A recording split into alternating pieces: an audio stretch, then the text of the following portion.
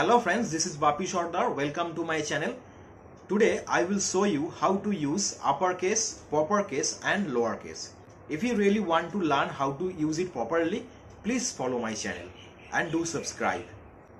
आज আমরা basic to advance Excel ফর্মুলার 100 ভিডিওস এর মধ্যে ক্লাস নাম্বার 26 এ চলে এসেছি।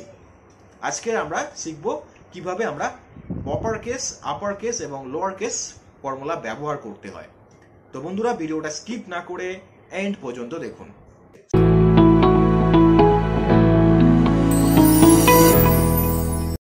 এখানে এই সিটের মধ্যে কিছু অগোছানো ডেটা আছে।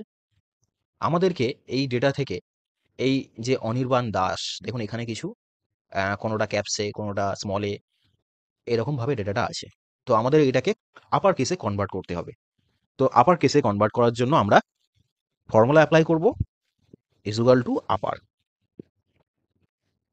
টেক্সট চাইছে, আমরা এই টেক্সটটা দিয়ে দেবো, ব্র্যাকেট ক্লোজ করে এন্টার করলে দেখুন আমাদের ডেটাটা পুরো আপার কেসে কনভার্ট হয়ে গেছে।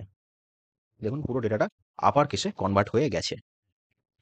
এবার যদি আমরা এই ডেটাটাকে প্রপার কেসে কনভার্ট করতে চাই, তাহলে আমরা সিম্পল কি করব, প্রপার ফর্মুলা অ্যাপ্লাই করব, is equal to proper. Text চাইছে, তো আমরা এই টেক্সটে ক্লিক করব, ব্র্যাকেট ক্লোজ করে এন্টার করলে না দেখুন আমাদের এখানে আমাদের ডেটাগুলো প্রপার কেসে কনভার্ট হয়ে গেছে।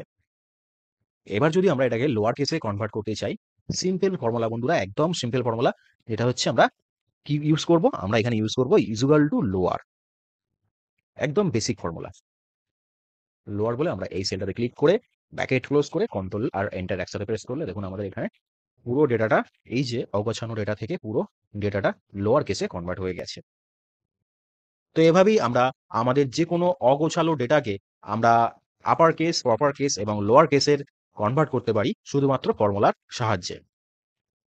So friends, if you really like this video, so please like, comment and share and do subscribe. Thank you friends.